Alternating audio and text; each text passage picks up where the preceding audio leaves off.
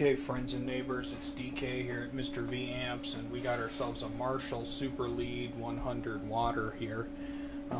This belongs to a gent that actually fixed his Roland Juno 60 keyboard, and I think y'all probably would have enjoyed seeing that, but I didn't film it, quite frankly, because I'm not used to keyboards.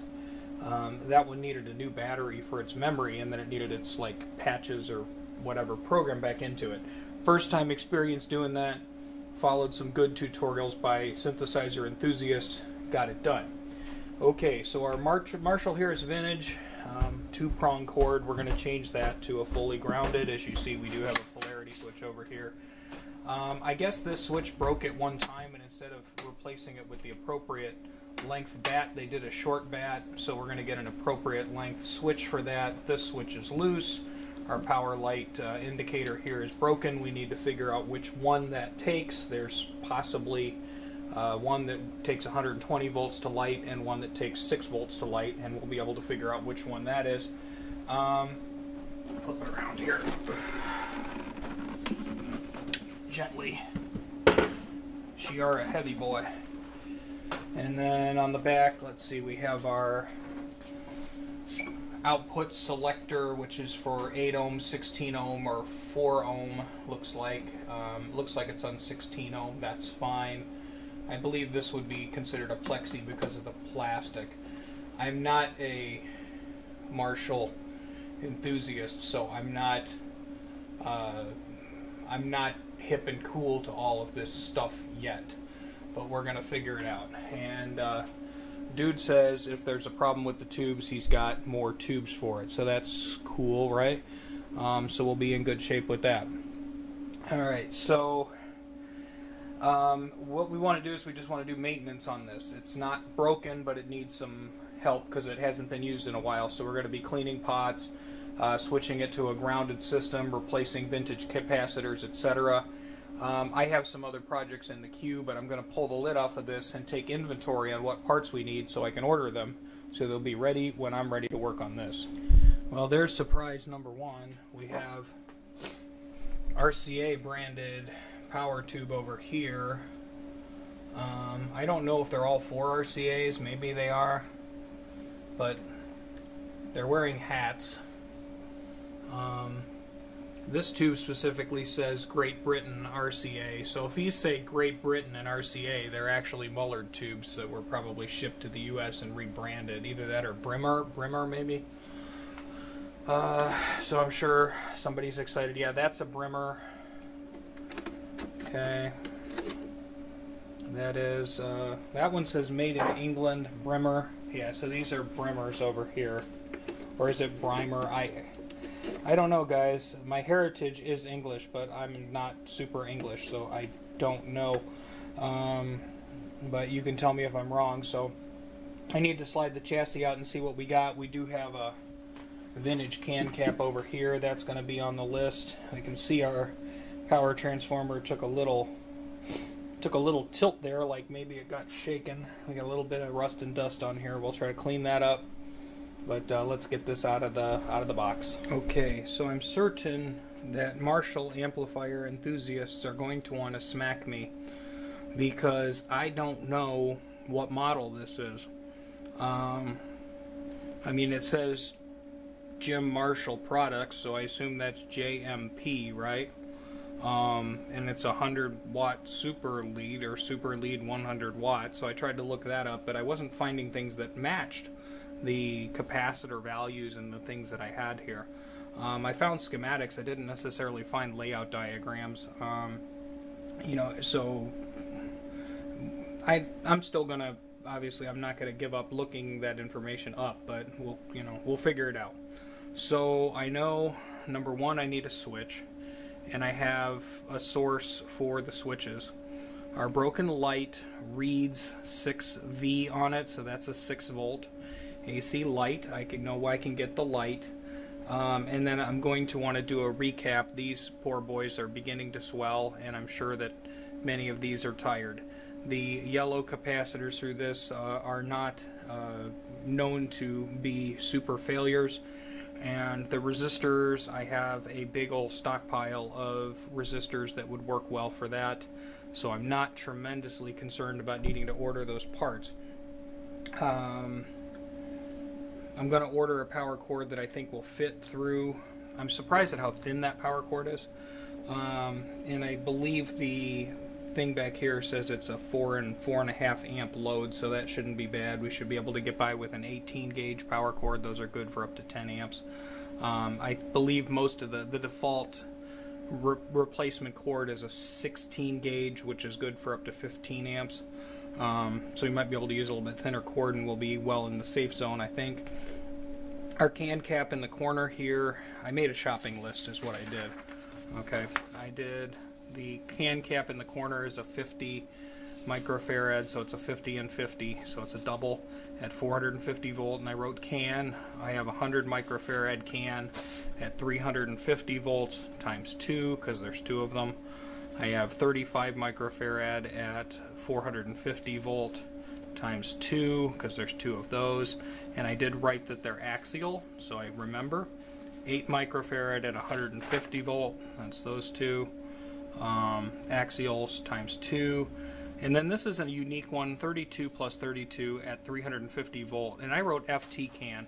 The reason I say that is the positive leads are down on this end. There's 2 positives on this end, but the negative is on this side, so it's kind of a unique, kind of a weird capacitor, not unlike what Fender used on the 25. They had like a double 25, so 25 volt, 25 microfarad cap in a unique shape that you found in the 60s. This is a significantly higher voltage. This is a 350, but the reason I wrote FT can is F&T capacitors actually makes this style, and I couldn't understand why it was in such a high voltage because, again, I think maybe theirs was 25 or 30, so I don't remember what it was, but they made one in this style, and I think I can get a replacement with the F&T can. Alternately, if there's not one available, this will be replaced with 2 32 microfarad 350 volt capacitors. And then down here on the end, this is 250 microfarad at 6 volts. So that's my shopping list. So I need a light, I need a switch. This capacitor is probably the only one that looks like a papery capacitor, and it's a 0.05 microfarad, which would be 0.047 in current times, and it's 1,000 volt across the line cap. That's going to be deleted, I'm fairly certain. Again, I'm going to double check the schematics, maybe beep through the circuit. A couple other weird anomalies, and I don't know that I need to do anything about it, because this stuff looks original. If not original, it looks really old. It's been here forever. On these EL84 or EL34 tubes, I've got 2 cement resistors, which have obviously been in here a long time, and then there's 2 coil wound resistors on this side. Like maybe 2 tubes failed and somebody changed, I don't know, 2 of those or whatever, but they're 1K, what are they, 5 watt resistors, I think? 5 watt, let's see, what is this? This is 1K plus and minus 10%. That looks like those are 5 watt resistors, and maybe these are 10 watt resistors, which a 10 watt would be a lot bigger. I don't know if I want to do anything with that. I mean, it is an old repair. It doesn't match. I don't know if the original's matched or not.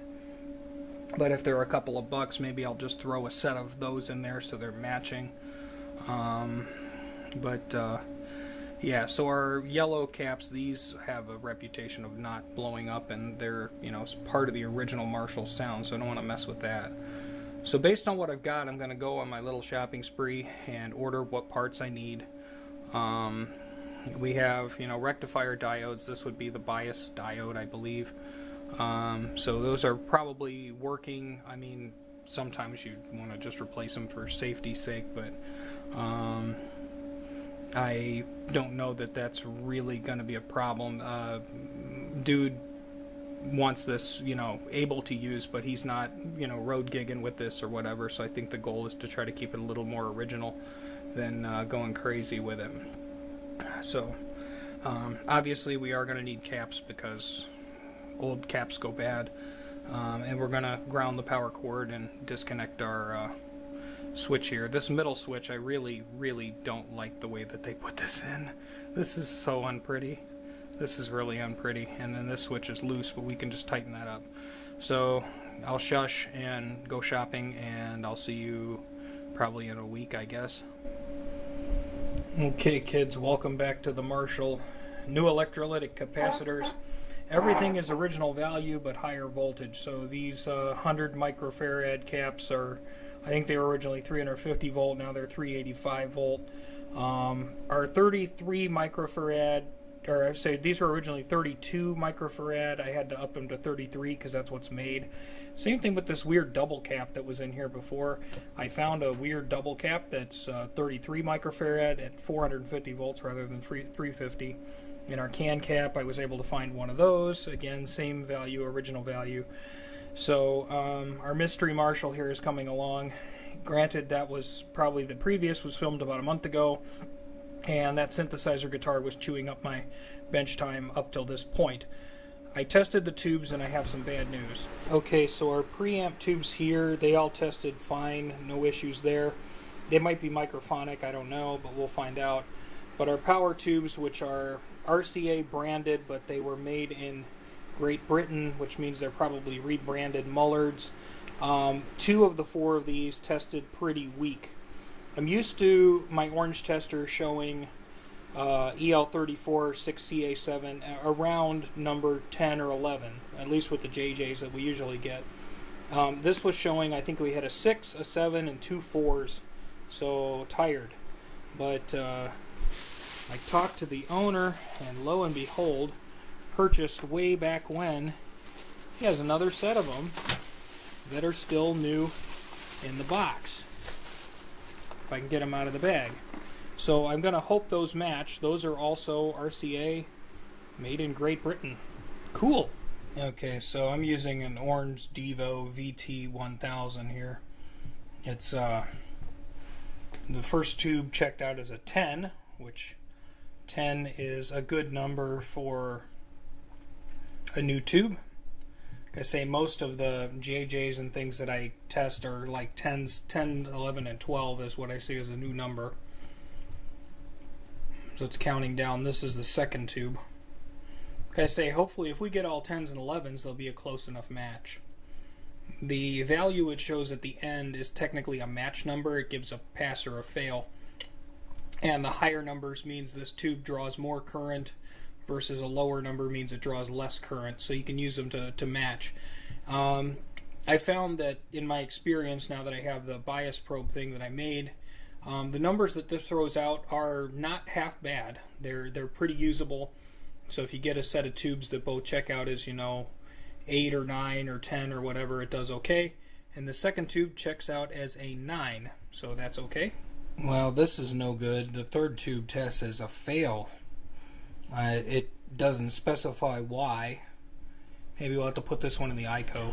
Okay, well, I did get out the ICO, tested the tube that was marked as fail, and it passed fine. We had good emission, no shorts, no nothing.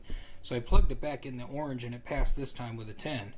So I'm going to guess there was some shmoo maybe on the pins. A little bit grubby pins or something. Maybe it wasn't making perfect contact in the socket. Anyway, helps to have 2 testers though. The old ICO will inconveniently test a lot of things that very few modern testers will do. That ain't perfect, but it's a nice alternative when your little tester gives you the finger. Little tester here actually on certain vintage 12AX7s will just give them the finger when they're not necessarily bad. It's like vintage 12AX7 seems to be the only tube it doesn't like sometimes. But, having a backup, because this won't tell you anything other than fail. So, you can find out why it failed on this one with a little bit more detail, but significantly more inconvenience. Okay, so nothing too interesting to report at this point. Bringing it up on the Variac, we're at about 75 volts, something like that. A newish toy infrared thermometer. You can point the red dot and see if anything's hot. 72 Fahrenheit. 72 Fahrenheit. I mean, the temperature of the chassis is 72 Fahrenheit, so our caps are staying room temperature. Ooh, 73. That one's rising, huh? Yeah, whoop-de-doo. Yeah, so nothing's, you know, hot, and we can check a resistor that would be flowing some current. That one's, yeah, 73. A little warmer. A little warmer. Yeah, I know. You can make fun of my tools. It ain't a fluke. It's a what kind even is this? AliExpress Blue Light Special. Humorously enough, though, I've done some tests on it where I pointed it at things that were, you know, like known temperatures, and the accuracy ain't half bad. How's our tubes? They're probably not roasting. Wouldn't think. How are they? 115, 128, 127, 123. You got 128, so if I shoot them right about in the middle of the plate, 128, yeah, so we ain't doing too bad. We're temperature's risen. She's climbing a little bit as it warms up, but it's working. Here, let's go find a, got my lead here.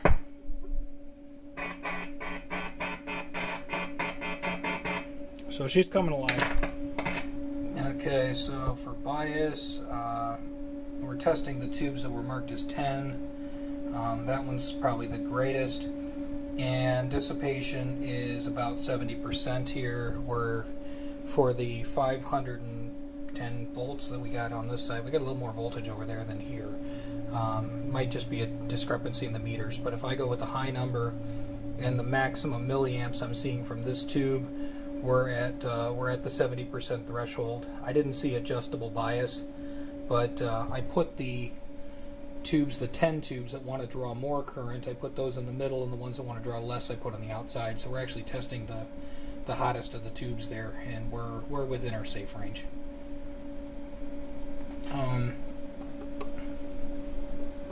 Give those a tap and see if I hear bing, bing, bing, bang, bang, bang. Probably not. Let's turn our volume up. Both channels. Uh-oh. Uh-oh. Did you hear that? Hear that? Did ya? Did you hear that? Price is Right.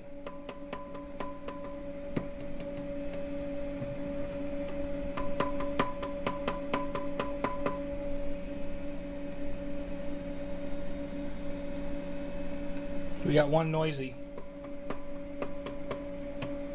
That plays the bell from The Price is Right. Okay. How bad is it? Because Buddy doesn't turn this thing up super loud. Turn it up to 10%.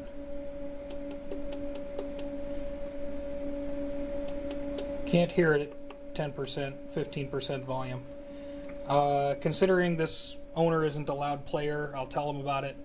But, I don't know, maybe I can position swap those two and it won't be as bad. Okay, in the process of position swapping these two tubes, the ring doesn't come through nearly as much, almost not at all.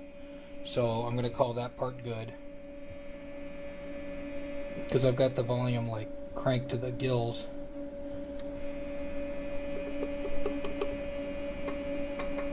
And that one's got a little bit of a ring in it too. Nature of the beast, I guess, on those. That's totally dimed, though. I'm just asking for it.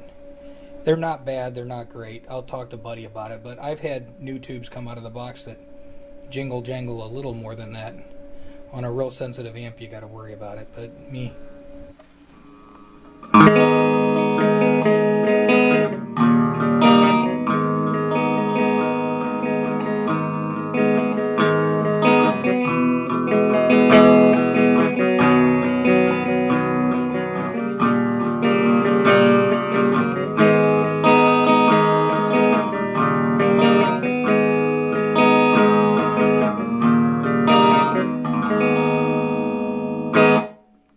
Okay, so obviously we're working fine. Both channels work through my guitar with P90s here. My opinion is that the bright channel, which is 1, is too bright to not roll back the tone knob, which is okay, and channel 2 is dark and it sounds too dark for my taste. But again, that's not my prerogative. That's the way this amp was made, and it is what it is. So I would have to probably play around and spend some time trying to dial this in and make it sound like it's supposed to sound, or make it sound like a Marshall per se. You know, everybody's got their own style. They plug in an amp, fiddle around with it, and, you know, make it sound like what they want it to sound like. As far as how it's working, it's very, very quiet. I'm not getting hum, buzz, nothing like that. It's clear. I'm not getting crispy cracklies. As far as I can tell, everything is healthy. We've got some fresh power tubes in there. Our preamp tubes were good. So the mystery Marshall, it's a Super Lead 100 something. I don't know what circuit number it is because it didn't match up with the schematics I could find on EL34 World. Like one of them had almost all 32 microfarad filter caps, and then another one had like almost all 50s, and this has kind of a mix between 50s and 32s, and then it's got the pair of 100s together, which makes a 50. It's just weird. So I don't know. Again, when I talked to the owner about it, it wasn't that big of a deal. I just kind of decided to take the amp technician's oath to do no harm, and we're just going to solve the problems that happen with an amp that is 50 years old. I think he said he bought this in 1968, I think. But again, you know, if I were to go digging through historical significance, I would just drive you all mad, and I would rather just consider it a broken down amp than it be a historically significant broken down amp, because it would just affect my nerves.